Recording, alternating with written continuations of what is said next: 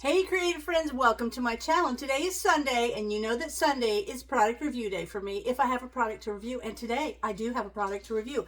I am really excited because I have the MTOGALT jerky gun. This is very cool. I've always wanted to do ground beef jerky, but I never had a gun to do it with. And we do have one of these that we show when we do our dehydration workshop. They're super handy to have. Now, all I did was take it out of the main box. I haven't opened inside to see all the workings, but I want to say that jerky, doing ground beef jerky is a little bit different than regular jerky, and I've got some tips to tell you about that. But first, let's take a look in this box, and I'll tell you a little bit about it while we're looking.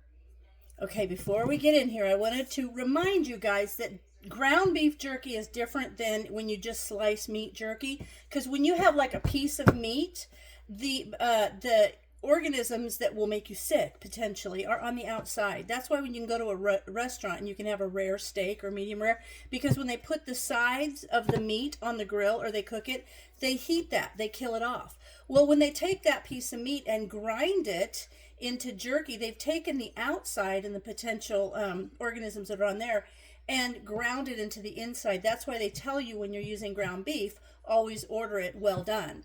Well, in order to make safe jerky, what you need to do is take your ground beef, you're going to season it, you're going to do all that stuff, and I will do a ground beef jerky video, but I just want to show you the product first so that then I can use it later in another video, and I'll make some ground beef jerky. But what you need to do is you need to, before you put your ground beef on the dehydrator, you need to make sure that it's heated to 160 degrees throughout. So you'll you'll do your beef, however, whether you buy it or you grind it or whatever, and then you will use this, use a gun, and you will put it out on, like little jerky strips, and put it in the oven until it's 160 degrees throughout. Then we know that all the bad stuff has been killed. Then you can continue to dehydrate it. So you can do that. You can also do it in an oven, set your oven to like 170, but a lot of ovens don't go that low. And you also should have some sort of circulation of air, which is why the dehydrator is so good. But anyway, I'll tell you more about that when I actually do the video, but I just wanted you to know it's very, very, very important to get the internal temperature to 160 degrees before you go to the dehydration. So this is awesome. This is a stainless steel jerky gun, and I am always so intrigued on this when they talk about it in our workshops. Holy moly, it comes with everything. Look at that. Okay, so just go over. There is the instructions here, and it tells you all about how to use it and how to, the different nozzles, how to use it. It's warranted for 12 months, easy to clean. Good information there. Ooh, speaking of easy to clean, holy moly, look at that.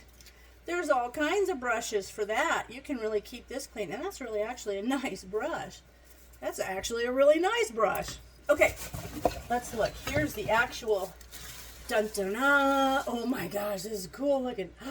That is really nice. I am excited about that, and I'm going to have to pay attention. I'm not going to mess with it because I haven't read all the instructions. I don't want to mess it up. MTOGALT. Very nice. Okay, so there's that part of it. Now let's look. Okay, here we have your little smasher.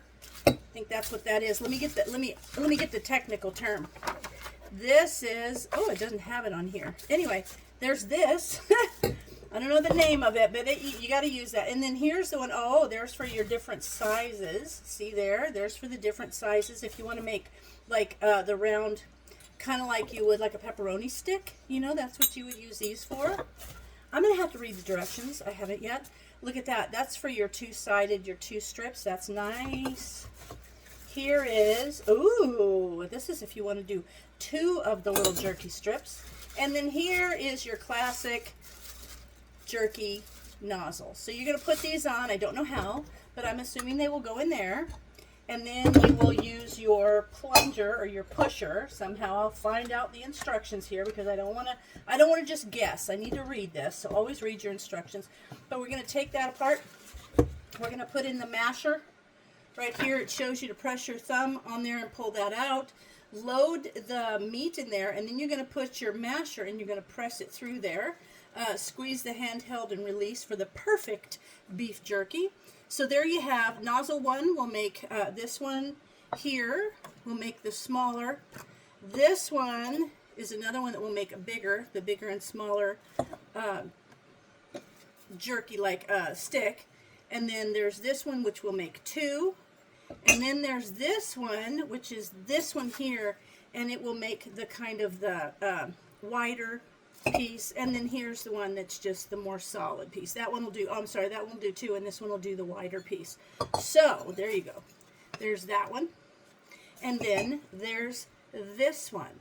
I'm really excited about this because we do love beef jerky, and I love to make it when we go on road trips or when we go out or around or just for snack. It's great. And ground beef jerky is actually really nice for people that have, maybe it's harder to chew, or someone that has dentures or something, and the regular standard beef jerky is hard on you. This is a perfect way to get that awesome beef jerky at home. So I'm excited to use this. I will do a video coming up with this, but I wanted you guys to see this awesome tool first before I do my other video. So I hope you guys check this out. Of course, there will be a link below for you to go directly to this website and check it out.